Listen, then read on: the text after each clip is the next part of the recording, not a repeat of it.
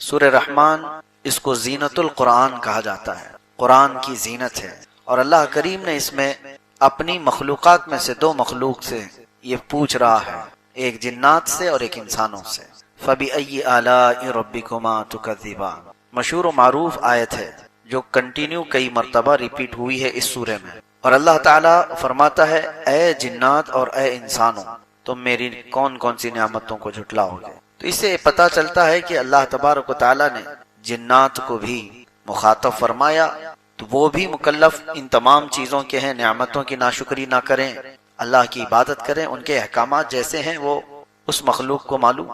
لیکن اللہ تبارک و تعالیٰ نے سورہ رحمان میں جہاں جہاں یہ آیت بیان فرمائی دونوں سے مخاطب کی، انسانوں سے بھی اور جنات سے بھی۔ جنات ہمارے سے بھی زیادہ نافرمان گزرے ہیں، اور انسانوں کی پیدائش سے پہلے جنات کو اس زمین پر بھیجا گیا تھا، روایات یہ بتاتی ہیں۔ اور اسی وجہ سے فرشتوں نے جو اللہ تعالیٰ سے یہ پوچھا تھا کہ کیا تو ایسے کو اپنا خلیفہ بنائے گا جو زمین پر جا کر قتل و خون ریزی کرے گا، فساد مچائے گا، جب اللہ تعالیٰ آدم علیہ السلام کو پیدا کر رہا تھا تو فرشتوں نے یہ سوال کیا تھا، تو انہوں نے کیا دیکھ کر کے سوال کیا؟ فرشتوں کو کیا پہلے سے کس چیز کا علم تھا؟ انسان تو ابھی روئے زمین پر آیا بھی نہیں، اس سے پہلے فرشتے کہہ رہے ہیں ایسے کو تو بنائے گا جو زمین پر جا کر فساد مچائے گا۔ تو روایات یہ بتاتی ہیں کہ فرشتے اس بات پر قیاس کر رہے تھے اس سے پہلے بھی ایک مخلوق آئی، وہ جنات تھے، اور ان کو روئے زمین پر جب بھیجا گیا تو انہوں نے بڑا قتل اور خون ریزی مچائی، بہت فساد کیا اس روئے زمین پر، اور جنات کی تعداد انسانوں سے بھی 10 گنا زیادہ۔ بعد میں پھر ان کو سب کو اس روئے زمین سے بھگا دیا گیا جزیروں کی طرف، اور روئے زمین کو خالی کر دیا گیا انسان کے لیے۔ اور آج الحمدللہ آپ صحیح سلامت جی رہے ہیں اس روئے زمین پر کہ جنات کو پہلے سے ہٹایا گیا، پھر بھی کچھ لوگوں میں آ جاتے ہیں جنات، کچھ کے تو ریئل ہوتے ہیں اور کچھ کے ناٹک ہوتے ہیں۔ جنات کا آنا جانا ہے لیکن ان کو اتنے اختیارات نہیں ہیں جتنے آپ کو یہاں پر دیے گئے۔ قرآن میں اللہ نے آپ سے کہا کہ تم اشرف المخلوقات ہو، وَلَقَدْ كَرَّمْنَا بَنِي آدم، اللہ فرماتے ہم نے آدم کی اولاد کو تاج کرامت عطا کی، عزت عطا کی۔ وَحَمَلْنَاهُمْ فِي الْبَرِّ وَالْبَحْرِ، ہم نے خشکیوں میں اور تریوں میں اس کو طاقت دی ہے۔ وَفَضَّلْنَاهُمْ عَلَى كَثِيرٍ مِّمَّنْ خَلَقْنَا تَفْضِيلًا، اللہ فرماتا ہے ہم نے جتنی مخلوق بنائی ان میں سب سے اس کو افضل بنایا۔ لَقَدْ خَلَقْنَا الْإِنسَانَ فِي أَحْسَنِ تَقْوِيمٍ، ہم نے انسان کو سب سے اچھی صورت میں بنایا۔ اللہ کی یہ پسندیدہ مخلوق، اللہ کی چنندہ مخلوق انسان ہے۔ رہی بات جنات کی تو انہوں نے سرکشی کی، نافرمانیاں کی، لیکن ان میں بھی بہت سارے فرما بردار ہوئے۔ اللہ کے رسول صلی اللہ تعالیٰ علیہ وسلم کے بتانے سے ہمیں پتہ چلتا ہے، حضور نے فرمایا یہ سورہ رحمان میں نے جنات کے سامنے بھی تلاوت کی تو وہ تم سے اچھا جواب دے رہے تھے، یعنی وہ رو رہے تھے اور گڑ گڑا رہے تھے اور یوں کہتے تھے کہ اے اللہ ہم تیری کسی نعمت کی ناشکری نہیں کرتے، ہم تیری کسی نعمت کو نہیں جھٹلاتے۔ تو ان آیتوں کے جواب میں دل سے آدمی کو یہ کہنا چاہیے جب بھی یہ تلاوت ہو، فَبِأَيِّ آلَاءِ رَبِّكُمَا تُكَذِّبَانِ، تم کون کون سی نعمتوں کو میری جھٹلاؤ گے، تو آپ دل میں یہ اللہ کریم کی بارگاہ میں عرض کریں لا نُكَذِّبُ بِآيَاتِكَ یا اللہ، اے اللہ ہم تیری کوئی نشانی کو نہیں جھٹلاتے، ہم تیری کسی نعمت کا انکار نہیں کرتے۔ یہ تو عربی میں ہے، جبکہ سورہ والتین جب پڑھتے تھے میرے آقا صلی اللہ تعالیٰ علیہ وسلم، اس کی آخری آیت کیا ہے؟ الیس اللہ بأحکم الحاکم، جس کا مطلب ہوتا ہے کیا اللہ احکم الحاکمین نہیں ہے، سارے حاکموں کا حکم نہیں ہے اللہ۔ آیت یہاں پر ختم ہو گئی، سورہ بھی ختم ہو گئی، لیکن روایات یہ ملتی ہیں کہ اس کے جواب میں میرے آقا فرماتے ہیں بلا وانت احکم الحاکم، کیوں نہیں مولا تو ہی احکم الحاکمین۔ تو قرآن پڑھنے کے بعد معنی اگر آپ کو سمجھ میں آئے تو ان آیتوں کے بعد آپ کے دل کا یہ اظہار ہو تبھی تو آپ کی رغبت ہوگی قرآن کی طرف سے، ورنہ تو کھجاتے ہوئے تلاوت سنتے رہے تو کیا خبر قاری کیا پڑھ کے چلا گیا۔ تو سورہ رحمان میں اللہ تبارک و تعالیٰ نے شروعات کہاں سے فرمائی؟ الرحمن، اتنا تو مسلمانوں کو پتا ہونا چاہیے، الرحمن علم القرآن، اس کے بعد خلق الانسان علمہ البیان۔ یہ 4 ہی آیتیں میں بتاتا ہوں آپ کو، 4 ہی آیتوں کے بارے میں شروع۔ الرحمن، رحمان وہ اللہ ہے، رحمان علم القرآن، اس نے قرآن سکھایا۔ علم القرآن کا مطلب ہوا قرآن سکھایا، یہاں پر کس کو سکھایا ہے کچھ نہیں ہے۔ الرحمن علم القرآن، دوسرے نمبر پر آیت ہے، رحمان ہے جس نے قرآن سکھایا۔ تیسرے نمبر پر آتی ہے خلق الانسان، پھر انسان کو پیدا کیا، انسان کو پیدا کیا۔ رحمان ہے، اس نے قرآن سکھایا، انسان کو پیدا کیا۔ انسان کو پیدا کرنے والی آیت بعد میں ہے، قرآن سکھانے والی پہلے ہے۔ تو پہلے کس کو سکھایا گیا؟ پھر وہ رحمان ہے، قرآن سکھایا، کس کو سکھایا؟ وہاں تو آیت میں بعد میں آ رہا ہے خلق الانسان، انسان کو پیدا کیا۔ تو انسان کو بعد میں جب پیدا کیا گیا ہے تو قرآن کس کو سکھایا گیا ہے؟ تو اس تفسیر میں آپ دیکھیں گے تو بڑے بڑے فقہا، بڑے بڑے مفسرین اپنی اپنی تفاسیر جو رکھے ہیں، آپ کی آنکھیں کھلی رہ جائیں۔ خلق الانسان سے مراد کون سا انسان ہے؟ وہ آدم علیہ السلام، آدم علیہ السلام کو پیدا کیا۔ اور علم القرآن، قرآن کس کو سکھایا؟ وہ نور محمدی کو سکھایا، جس کا فرمان خود فرمان عالی شان ہے، کنت نبیا وآدم بین الماء والتین، میں تو اس وقت بھی نبی تھا جب آدم کو مٹی اور پانی میں گوندھا جا رہا تھا۔ پتا چلا کہ انسان آدم علیہ السلام اگر یہاں مراد ہیں تو ان کے آنے سے پہلے بھی کوئی تھا، ان کے آنے سے پہلے بھی کوئی تھا۔ وہ کون تھا؟ وہ جو نہ تھے تو کچھ نہ تھا، وہ جو نہ ہو تو وہی تھے۔ وہی ہے اول، وہی ہے آخر، وہی ہے ظاہر، وہی ہے باطن، وہی ہے قرآن، وہی ہے فرقان، وہی ہے طٰہٰ، وہی ہے یاسین۔ لوح بھی تو، قلم بھی تو، تیرا وجود الکتاب، گنبد آبگینہ رنگ تیرے محیط میں حباب۔ حضور پاک صلی اللہ تعالی علیہ وسلم کے متعلق ہی فرمایا گیا۔ اب میں آپ کو ایک بات بتاتا ہوں، نبی پاک صلی اللہ علیہ وسلم نے فرمایا اللہ نے سب سے پہلے چیز کیا پیدا کی؟ سب سے پہلی چیز، حدیثیں الگ الگ، حضور فرماتے ہیں سب سے پہلے پیدا کی جانے والی چیز قلم ہے۔ کیا ہے؟ اور پھر ایک حدیث میں ہے سب سے پہلے چیز پیدا کی گئی ہے لوح۔ لوح کا مطلب وہ تختی جس پر سارے لوگوں کی تقدیریں لکھی گئی۔ تو ایک حدیث میں ہے کہ اللہ کے نبی صلی اللہ علیہ وسلم فرماتے ہیں سب سے پہلے اللہ نے قلم کو پیدا کیا، اور ایک حدیث میں سب سے پہلے اللہ نے لوح کو پیدا کیا۔ اور حدیث جابر میں تو اللہ کے نبی فرماتے ہیں سب سے پہلے اللہ نے میرے نور کو پیدا کیا، حضور کے نور کو پیدا کیا۔ تین حدیثیں ہیں، ایک حدیث میں سب سے پہلے۔ اب آپ بتاؤ پھر پہلے کون سی چیز آئی ہوگی؟ سب سے پہلے تو قلم کہا جا رہا ہے، پھر ایک حدیث میں کہا جا رہا ہے سب سے پہلے لوح ہے، پھر ایک میں کہا جا رہا ہے سب سے پہلے نور محمدی کو پیدا کیا گیا۔ ہے کون سب سے پہلے پیدا کیا ہوا ہے؟ اس کی تطبیق کو سمجھنے کے لیے اقبال کا وہ شعر پڑھنا چاہیے، سب سے پہلے لوح پیدا کی گئی کہ قلم پیدا کیا گیا کہ نور محمدی؟ تو وہ ایک شعر میں بتاتے ہیں نہیں نہیں یا رسول اللہ، لوح بھی تو، قلم بھی تو، تیرا وجود الکتاب۔ لوح بھی تو، قلم بھی تو، یعنی جہاں لوح کا ذکر آیا ہے اس سے مراد رسول اللہ کی ذات، جہاں قلم کا ذکر ہے اس سے مراد بھی حضور کی ذات۔ تیرا وجود الکتاب، کتاب بھی یا رسول اللہ صلی اللہ تعالی علیہ وسلم اس سے مراد آپ ہیں۔ اور پھر یہ سب سمجھنے کے لیے یہ لوح ہو، قلم ہو، کتاب ہو، پھر اعلیٰ حضرت کو پڑھنا ہوگا وہ جو نہ تھے تو حضور پاک صلی اللہ تعالی علیہ وسلم۔ اور ایک حدیث ہے کنتو کنزن مخفیا، اللہ فرماتا ہے میں ایک چھپا ہوا خزانہ تھا، میں ایک چھپا ہوا خزانہ تھا، فأردت ان اعرف، اللہ فرماتا ہے میں نے یہ ارادہ کیا کہ میں پہچانا جاؤں یا میرا تعارف کرایا جائے، فخلقت الخلق، پھر میں نے مخلوق بنائی، خلق بنائی۔ اب اس خلق سے مراد کون ہے؟ صوفیہ فرماتے ہیں وہ رب ذوالجلال کے حبیب صلی اللہ تعالی علیہ وسلم کی ذات ہے۔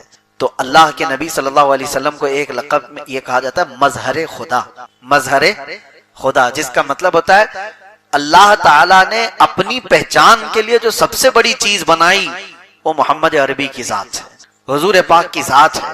سب سے بڑی چیز اللہ کی پہچان کے لیے اس کائنات میں کوئی آئی ہے چیز تو وہ کیا ہے؟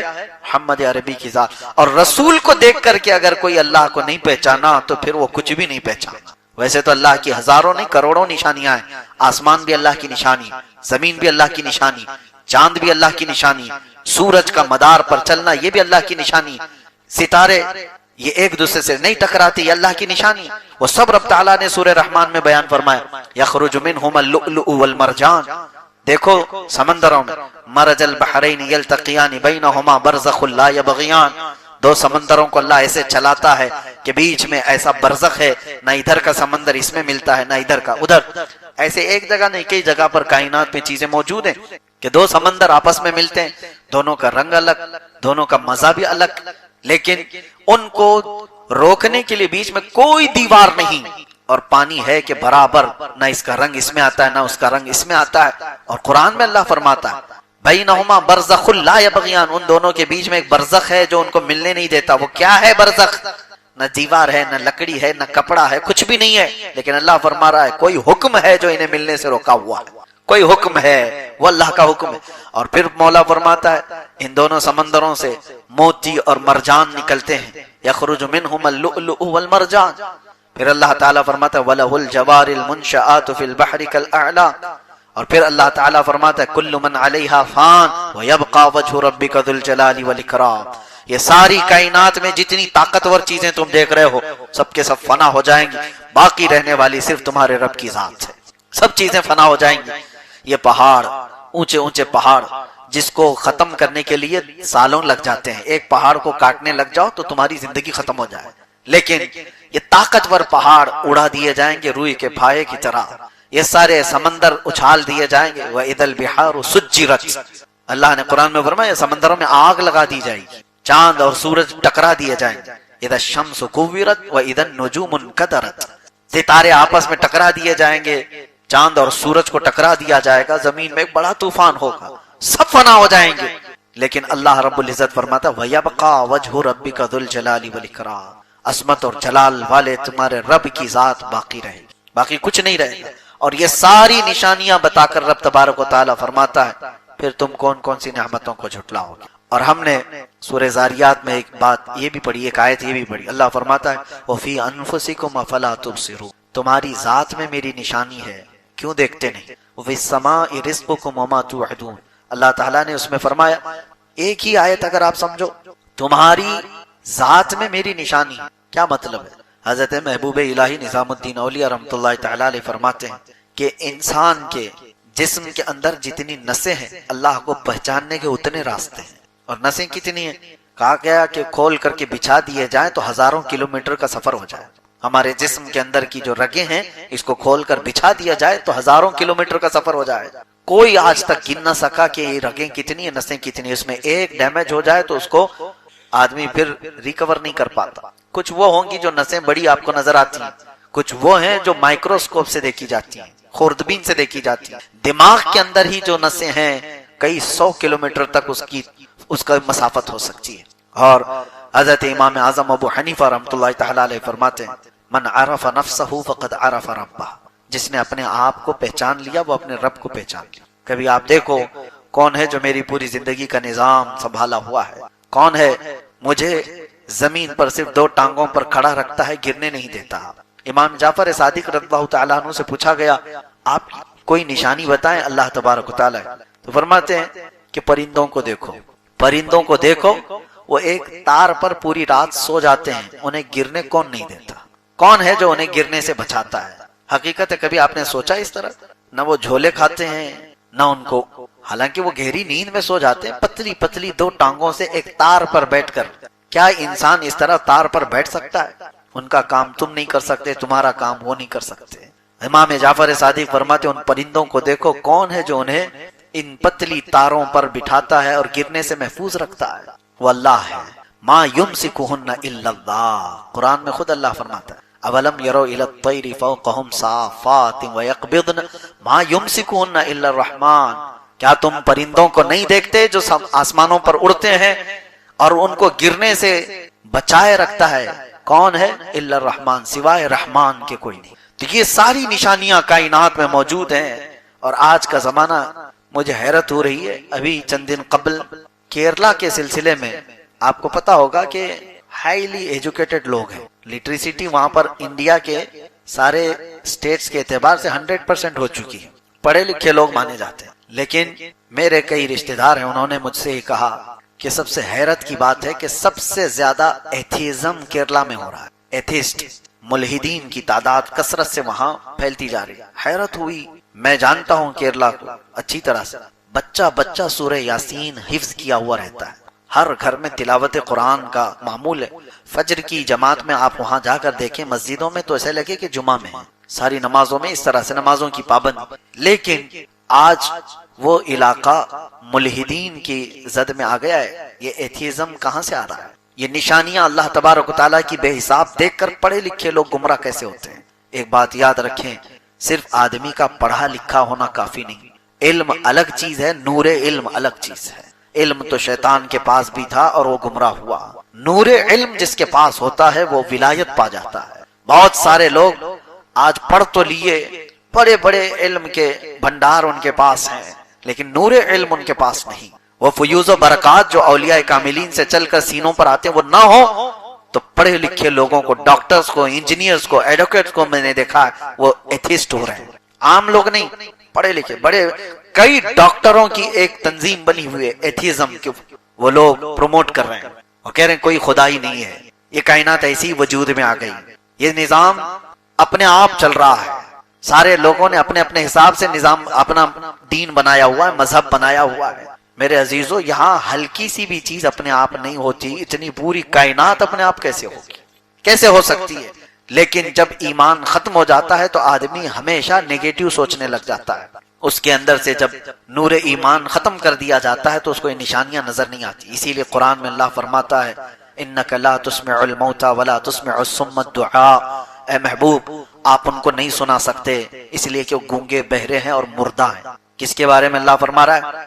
جو مکہ کے کفار و مشرکین، حضور سے بڑھ کر کے کوئی نشانی ان کے پاس تھی؟